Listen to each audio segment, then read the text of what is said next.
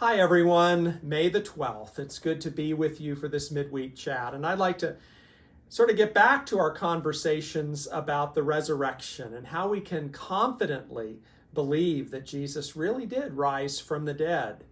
We've taken a couple weeks. We had a special announcement about a baby on the way. And then last week we focused on the National Day of Prayer. But getting back to our topic of the resurrection, we still are in the season of Easter. If you remember, we talked about the fact that, first of all, if you believe there's a God, then you naturally have to allow for the possibility of supernatural events that a supernatural being could make possible. So that's really the first thing in believing resurrection. Could it really happen? Is yes, if you believe there's a supernatural being, then it has to follow that you can believe that resurrection is at least possible. And then we talked about the reality of the empty tomb and the fact that historically there is the evidence that there was an empty tomb. And how do we make sense of that? And some of the other theories that have been proposed, that Jesus' enemies removed his body, or the disciples removed his body, or that Jesus somehow escaped himself because he wasn't fully dead. He only appeared to have died on the cross, or that the women went to the wrong tomb. We looked at those and realized those just aren't believable theories. You have to come to sense with the fact that there was an empty tomb. But the fact is that it wasn't an empty tomb that really convinced anyone that Jesus rose from the dead. And what I'd like to talk about today is what I think is one of the most convincing arguments for the reality of the resurrection, and that is the eyewitnesses who saw Jesus alive after he was crucified, dead, and buried.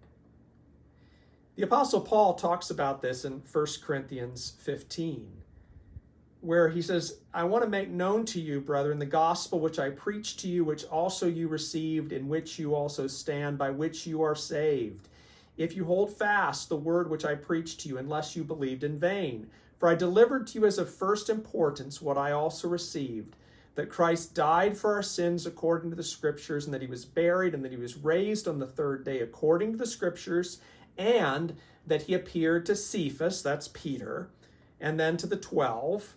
And after that he appeared to more than 500 brethren at one time, most of whom remain until now, but some have fallen asleep. And then he appeared to James, and then to all the apostles. So we have record that over 500 witnesses, eyewitnesses, saw Jesus alive. And you can't really attribute this to some sort of hallucination, because hallucinations don't work that way in big groups. I mean, maybe an individual might have a hallucination of seeing something, but that many people, no.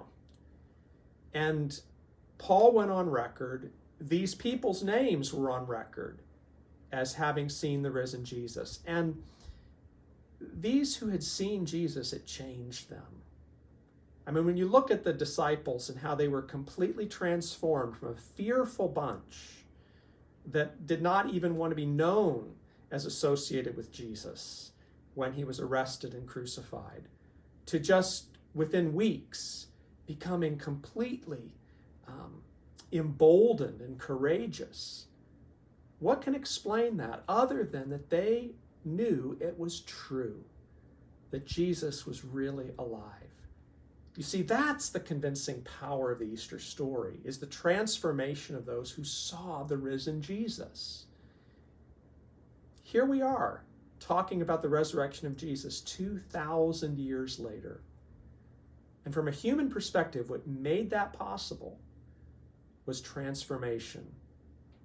The transformation that happened in eyewitnesses who saw Jesus alive. And that gave them great courage to even go to their death saying, oh, it is true.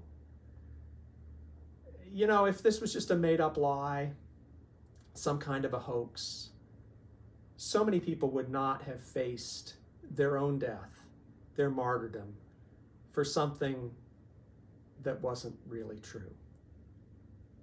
It was the eyewitnesses that saw Jesus alive that, to me, gives me great hope that Jesus truly rose from the dead.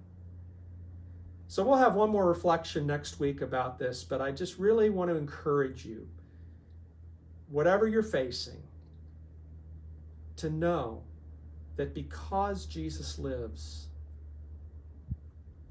we also will live, those who believe and trust in him.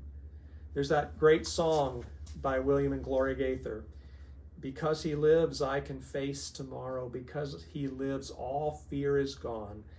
Because I know he holds the future. Life is worth the living just because he lives."